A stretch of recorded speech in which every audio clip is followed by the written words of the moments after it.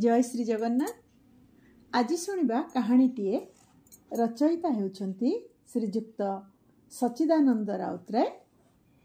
कहानीर नाम हेउची ग्रीष्मावास। आसंतु शुणिबा कहानी ग्रीष्मावास। तुमको मु भल पाए, तमे मोर जीवन, मोर जीवनर सुख दुख मोर सर्वस्व, मोर समस्त मन प्राण दे मु जहा बुझीची ताहा कहली। मोर एई बाचालता क्षमा करिवो। मु कौनसी मते निजकु संभाली रखी पारिली ना। मु तम निकटरू प्रेमर प्रतिदान चाहे ना, खाली टिके सहानुभूति। आज संध्या बेले ठीक 8टा समय तुमे से पुराणा कुंजवन निकटक आसीबो। मोर नाम जणैबा विशेष प्रयोजन मन करू नाही, किंतु ता बोली मो ना न देखी मत अवहेला करिबो नाही। मो युवती सुंदरी, एहाठारु तुमे आ बेसी कौन आ लोड़ा। गणपति विवाहित, तेबे बयस एई लागे कम। से युवक प्रौढ़त्वरे गोड़ दिए न दिए।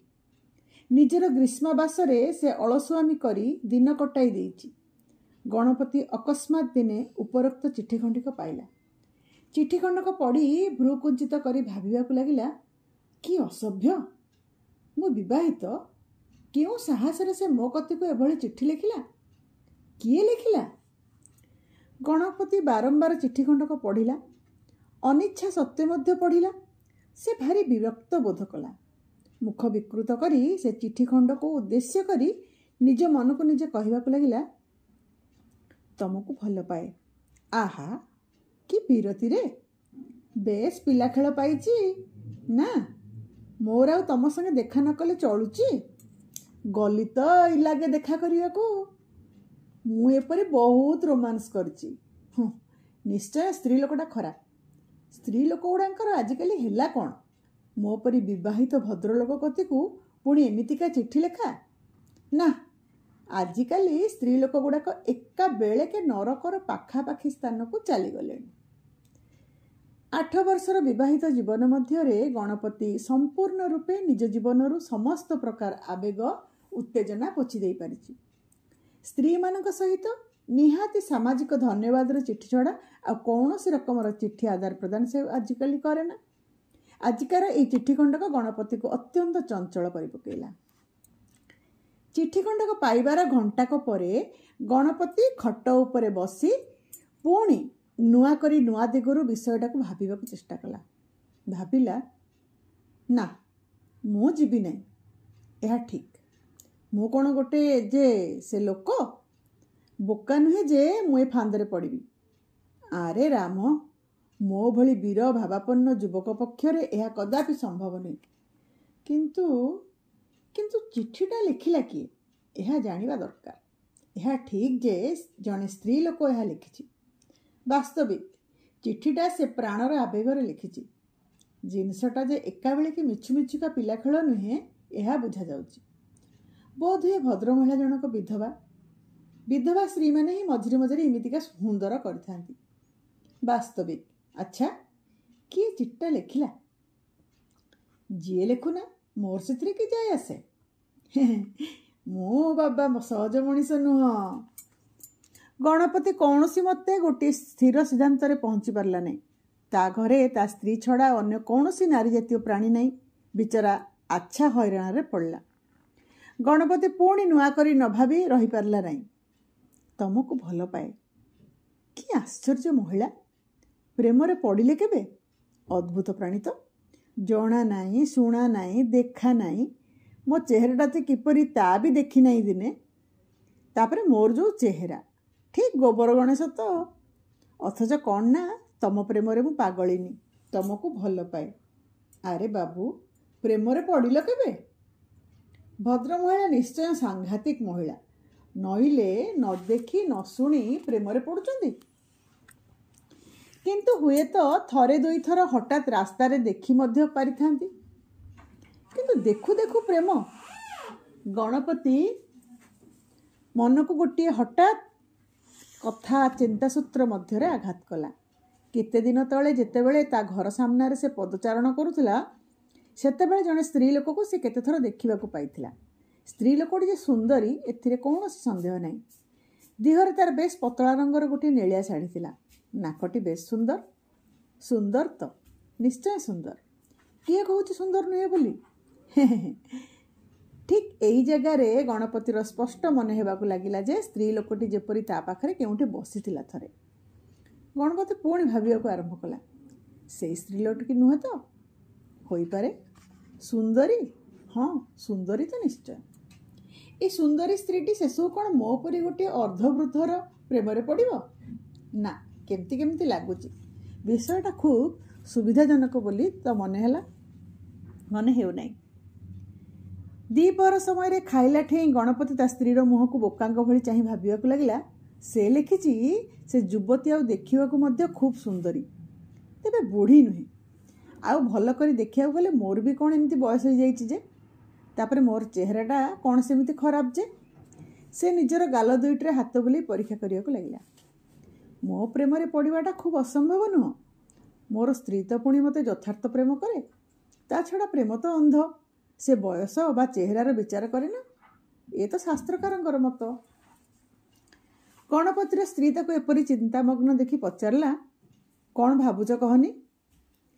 ଗଣପତି ଯେତେ ଦୂର ପାରେ ଗମ୍ଭୀର ହୋଇ କହିଲା, ଭାବୁନି କିଛି, ମୋ ମୁଣ୍ଡଟା ଆଜି କାହିଁକି ଅଳ୍ପ ଅଳ୍ପ ବଥଉଛି ମ। ଗଣପତି ପୁଣି ସବୁ କଥା ନୂତନ କରି ଭାବିବାକୁ ଆରମ୍ଭ କରିଦେଲା। ନା, ଏଇ କଥାରେ ମନୋଯୋଗ ଦେବା ମୂର୍ଖାମି ଛଡ଼ା ଆଉ କିଛି ନୁହେଁ। କିନ୍ତୁ ଗଣପତି ଯେତେ ଯୁକ୍ତିତର୍କ ଖର୍ଚ୍ଚ କରି ପ୍ରେମପତ୍ରଟାକୁ ଉଡ଼େଇ ଦେବାକୁ ଚେଷ୍ଟା କଲା, ତାହା ତେତେ ତା ମନ ଭିତରେ ଆସନ ମାଡ଼ି ବସି ରହିଲା। ଖାଇସାରି ସେ ବିଛଣାରେ ଆଶ୍ରୟ ନେଲା। ଚିନ୍ତା ପରେ ଚିନ୍ତା ଆସି ତାକୁ ଅସ୍ଥିର କରି ପକାଇଲା। ସେ ଭାବିବାକୁ ଆରମ୍ଭ କଲା, କିନ୍ତୁ ସେ ନିଶ୍ଚୟ ମୋ ପାଇଁ ସେଠାରେ ଅପେକ୍ଷା କରିବ। ମୋତେ ନ ଦେଖି ବିଚାରୀର ମନଟା କିପରି ଛଟପଟ ହେଇ ଉଠିବ। ବିଚାରୀ ନୈରାଶ୍ୟରେ ଏକାବେଳକେ ଶୁଖିଲା ଲତାଟି ପରି ଝାଉଁଳି ପଡ଼ିବ। ନା, ମୁଁ ଅନ୍ତତଃ ପକ୍ଷରେ ଥରେ ଯିବି। ଗଣପତି ଗୋଟିଏ ନୂଆ ଭଙ୍ଗୀରେ ନିଜର ଚଞ୍ଚଳ ମନକୁ ସାନ୍ତ୍ୱନା ଦେବାକୁ ଚେଷ୍ଟା କଲା। ମୋର ଯଦିଚ ଯିବା ପାଇଁ ତେତେ ଆଗ୍ରହ ନାହିଁ, କିନ୍ତୁ ତଥାପି ଦୂରରୁ ଦେଖି ଆସିଲେ ଦୋଷ କ'ଣ ହେବ? ସେ କିପରି ଥରେ ଦେଖିବାକୁ ହେବ। ଆଉ ତାକୁ ଦେଖିଲେ ନିଶ୍ଚୟ ବେଶ୍ ହେବ, ମାନେ ବେଶ୍ ମଜା ହେବ। ନିର୍ଦ୍ଦୋଷ ଆନନ୍ଦ ଆପତ୍ତିଜନକ ନୁହଁ? ଏପରି ଗୋଟିଏ ପ୍ରତ୍ୟକ୍ଷ ମଜାର ଘଟଣା କେତେଜଣଙ୍କ ଭାଗ୍ୟରେ ସଚରାଚର ଘଟେ। ତାପରେ ଗଣପତି ଆଉ ବିଛଣାରେ ଶୋଇପାରିଲା ନାହିଁ। ଲମ୍ଫ ଦେଇ ଉଠି ପୋଷାକ ପିନ୍ଧିବାକୁ ଗଲା। ଗଣପତିର ସ୍ତ୍ରୀ ଭଲ ସାର୍ଟ ଓ ଟାଇ ପିନ୍ଧିବାର ଦେଖି ପ୍ରଶ୍ନ କଲା, ବଡ଼ ଜାକଜମକରେ ବେଶ ହେଉଛ କି ଆମ? କ'ଣ ହେଲା କି? ଗଣପତି ଟିକିଏ ଇତସ୍ତତଃ ହୋଇ ଜବାବ ଦେଲା, ଇଏ ଟିକେ ବୁଲି ଆସେ, ମୁଣ୍ଡଟା ବଥଉଛି କି ନା, ଘରେ ଭଲ ଲାଗୁନି। ଟିକେ ଇଏ କରି ଆସିଲେ ଭଲ ଲାଗିବ। ପୋଷାକ ପିନ୍ଧାଟା ମନ୍ଦ ହେଲା ନାହିଁ। ଘରେ ସେ 8ଟା ପର୍ଯ୍ୟନ୍ତ ଅପେକ୍ଷା କଲା, ତାପରେ ବାହାରିଲା। ଗଣପତିର ସମ୍ମୁଖରେ ଅନେକ ତରୁଣ ତରୁଣୀ ଉଜ୍ଜଳ ମଦଫେଣା ପରି ଯୌବନ ମଧ୍ୟରେ ମତ୍ତ ହୋଇ ହସି ହସି ଚାଲିଗଲେ। ଗଣପତି ଯେପରି ଛାୟାଚିତ୍ର ଦେଖୁଛି। ଜଣେ ଦୁଇ ଜଣଙ୍କ ସଙ୍ଗେ ଆଖି ମିଳିଯିବା ସଙ୍ଗେ ସଙ୍ଗେ ଗଣପତି ଛାତିଟା ଧୁକ୍ ଧୁକ୍ ହୋଇ ଥରିବାକୁ ଲାଗିଲା। ଗଣପତି ଏଥର ରୀତିମତ ସାହସ ସଞ୍ଚୟ କରି ଭାବିଲା, ଏମାନଙ୍କ ଭିତରୁ କେଉଁ ଜଣକ ମିଛୁଟାରେ ଭୟ ପାଉଛି କିଆଁ? ମୁଁ କ'ଣ ଏଡ଼େ ବୋକା? ଏସବୁ ଘଟଣାରେ ସାହସ ଲୋଡ଼ା ମା ଭଇ। ଗଣପତିର ଛାତିଟା ଆହୁରି ବେଶୀ ଧୁକ୍ ଧୁକ୍ ହେବାକୁ ଲାଗିଲା। ଗଣପତି ଯେପରି ନିତାନ୍ତ ଅନିଚ୍ଛା ସତ୍ତ୍ୱେ ସେ କୁଞ୍ଜ କଥା ହିଁ ଭାବିବାକୁ ଲାଗିଲା। ଗୋଟିଏ ସୁନ୍ଦରୀ ଯୁବତୀ ନେଳିଆ ଶାଢ଼ୀ ପିନ୍ଧି ତା ସାମ୍ନାରେ ଛିଡ଼ା ହେଇଛି। ସେ ଅପଲକ ଦୃଷ୍ଟିରେ ଦେଖିଲା, ଆଉ ତା ପ୍ରେମରେ ମୁଗ୍ଧ ହେଲା। ତାର ଦେହ ପ୍ରେମବଶରେ କମ୍ପିବାକୁ ଲାଗିଲା। ଭୀରୁଙ୍କ ପରି ସେ ତରୁଣୀ କତିକୁ ଆଗେଇ ଗଲା। ତାପରେ ଅକସ୍ମାତ୍ ତାର ବ୍ୟଗ୍ର ବାହୁ ପାଶରେ। ନା, ଗଣପତି ଏ ପାପ ଚିନ୍ତା ଦୂର କରିବ। ସେ ଦୁର୍ବଳତା ଦମନ କରିବ। ମୁଁ ଡରୁଛି କାହିଁକି ଯେ? ମୁଁ ଇଚ୍ଛା କଲେ ମୋର ବିବାହ ବନ୍ଧନ ଛିନ୍ନ କରି ଯାହାକୁ ଇଚ୍ଛା ତାକୁ ବିବାହ କରିପାରେ। ମୁଁ ତ ଲେଖିଦେଇ ନାହିଁ ଯେ ମୁଁ ସାରା ଜୀବନ ଜଣଙ୍କ ପାଖରେ ରହିବି। ମୁଁ ତ 8 ବର୍ଷ କାଳ ପରିପୂର୍ଣ୍ଣ ଭାବରେ ମୋ ସ୍ତ୍ରୀ ପାଖରେ ଆତ୍ମସମର୍ପଣ କରିଛି। ଦିନକ ପାଇଁ ମଧ୍ୟ ଅବିଶ୍ୱାସୀ ହେଇନାହିଁ। ସେଇଆ କ'ଣ ତା ପକ୍ଷରେ ଯଥେଷ୍ଟ ନୁହେଁ? ଏଥର ଗଣପତି ଦେହଟା ଥରୁଥିଲା। ତାକୁ ଜୋର ସହିତ ନିଶ୍ୱାସ ନେବାକୁ ପଡ଼ୁଥିଲା। ଗଣପତି ବେପରବାରେ କୁଞ୍ଜ ଆଡ଼କୁ ଆଗେଇ ଗଲା। କୁଞ୍ଜର ଚତୁର୍ଦିଗରେ କାଇଁସି ଲତା ଆଉ ଆଳୁଲତା ଆଲିଙ୍ଗନ କରି ରହିଛନ୍ତି। ଗୋଟିଏ ମୃଦୁମନ୍ଦ ଓଦା ଗନ୍ଧ ଭାସି ଆସୁଥିଲା। କୁଞ୍ଜ ପାଖଟା ନିରୋଳା, କେହି ନାହିଁ। କିନ୍ତୁ ନିକଟକୁ ଯାଇ ମନୁଷ୍ୟର ଛାୟା ସଦୃଶ୍ୟ କ'ଣ ଗୋଟିଏ ଦେଖିପାରି ଗଣପତି ଠିଆ ହୋଇପଡ଼ିଲା। ଖାଲି ଛାୟା ନୁହେଁ, କାୟା ମଧ୍ୟ। ଗଣପତି ଅଭିନିବେଶ ସହକାରେ ଚାହିଁ ଦେଖିଲା, ଏ ତାର ଶାଳକ ସିଜୁ। ମନଟା ତାର ବିରକ୍ତିରେ ବିକୃତ ଓ ତିକ୍ତ ହୋଇ ଉଠିଲା। ସେ କହିଲା, ଓଃ ସିଜୁ।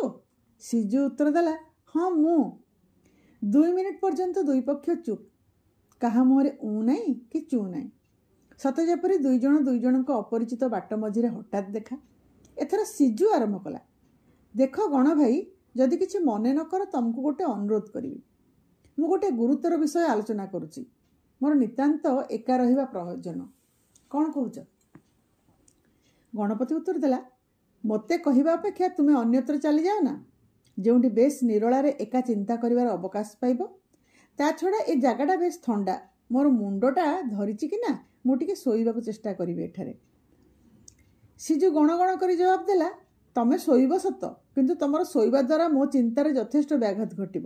ମୋର ଚିନ୍ତା ତମ ଶୋଇବା ଅପେକ୍ଷା ଯଥେଷ୍ଟ ପ୍ରୟୋଜନୀୟ। ପୁଣି କିଛି ସମୟ ଦୁଇ ପକ୍ଷ ଚୁପଚାପ। ଗଣପତି ତାର ଉନ୍ମାଦ ଚିନ୍ତାରାଶି ଖୋଲି ଦେଇଛି। ସେ ଅନବରତ କାନପାତି କାହାର ପାଦ ଶବ୍ଦ ଶୁଣିପାରୁଥିଲା।